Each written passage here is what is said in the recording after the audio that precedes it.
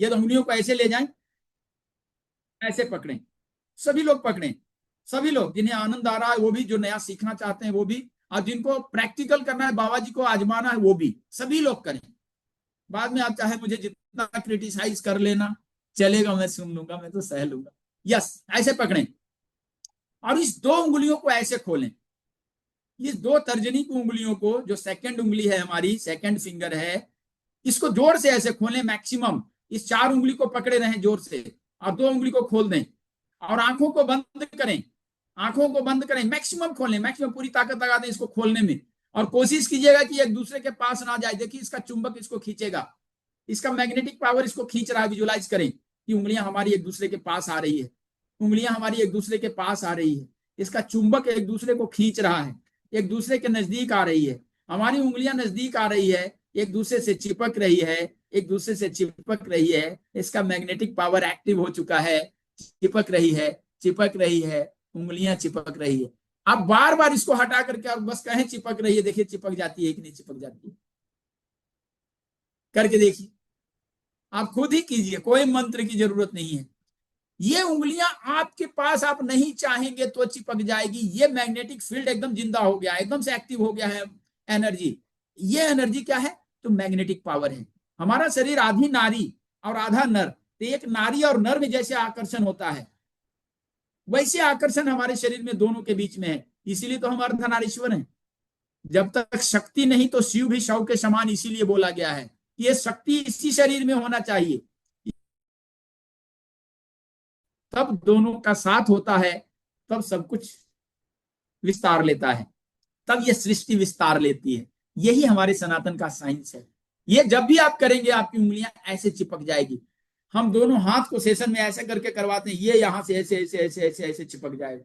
इसमें टाइम लगता है थोड़ा, लेकिन ये चिपक जाएगा दोनों हाथ। तो ये जो चीज है मैग्नेटिक फील्ड, इसी का प्रयोग हम जल के ऊपर करते हैं। तो आइए हम अपने पांचों प्राण को एक्टिव करें। आया है, अपने हाथ में जल लें, बाएं हाथ में। एक प्रयोग और करें जल लेने के पहले, जल लेने के पहले एक प्रयोग और करें कि देखिए हमारे विजुअलाइजेशन का कैसे हमारे शरीर के ऊपर प्रभाव पड़ता है। जब हम कोई चीज विजुअलाइज करते हैं तो कैसे हमारे शरीर के ऊपर प्रभाव पड़ता है, इसको प्रैक्टिकल करके देखना चाहेंगे लोग? मैं प्रैक्टिकल दूंगा, आप मानेंगे कि हाँ प्रभाव पड़ गया। हम जैसा सोचते हैं हमारे शरीर में वैसा ही होता है। आंखों को बंद करें, आंखों को बंद करें, देखिए प्रयोग ही करना है, प्रैक्टिकल सेशन है, आनंद आ जाएगा। आंखों को बंद करें, एक तेज गहरी सांस लें, सांसों को रोकें और धीरे धीरे छोड़ दें, बस 3 बार।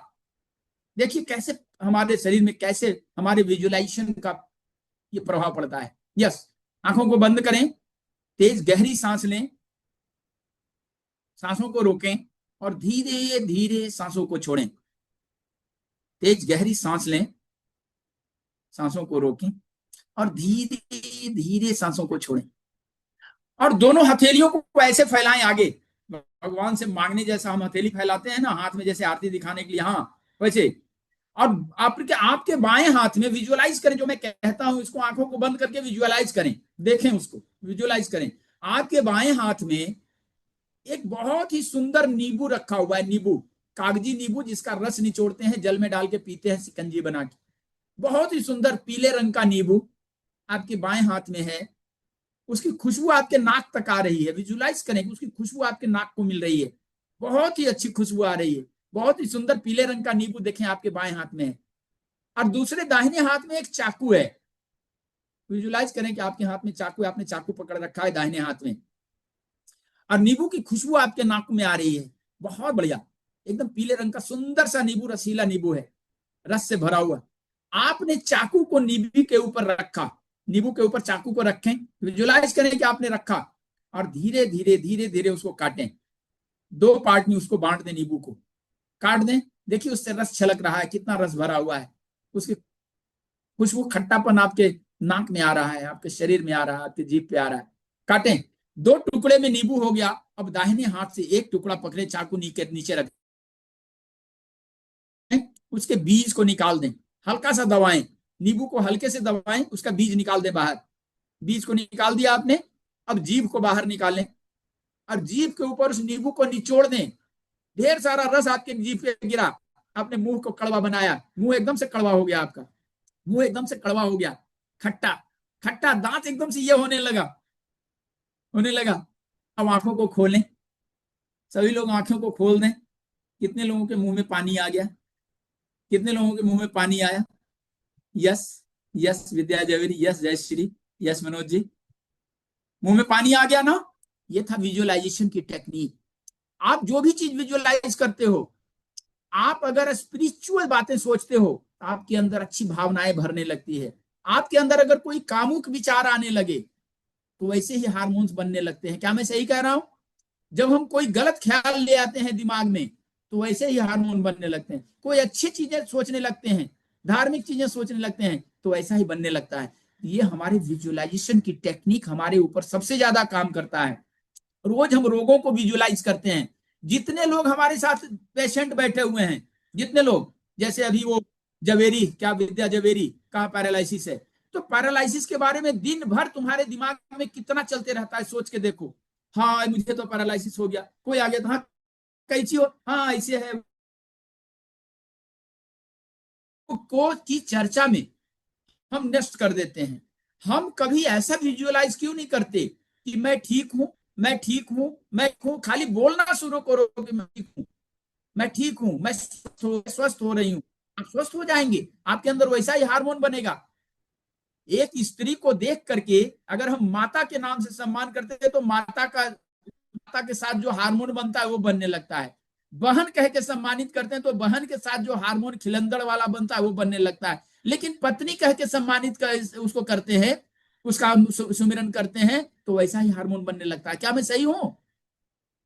यह हार्मोन का खेल है शरीर, ये सिर्फ हार्मोन का खेल है शरीर। कोई पैरालिसिस नहीं, भूल जाओ आज से पैरालिसिस।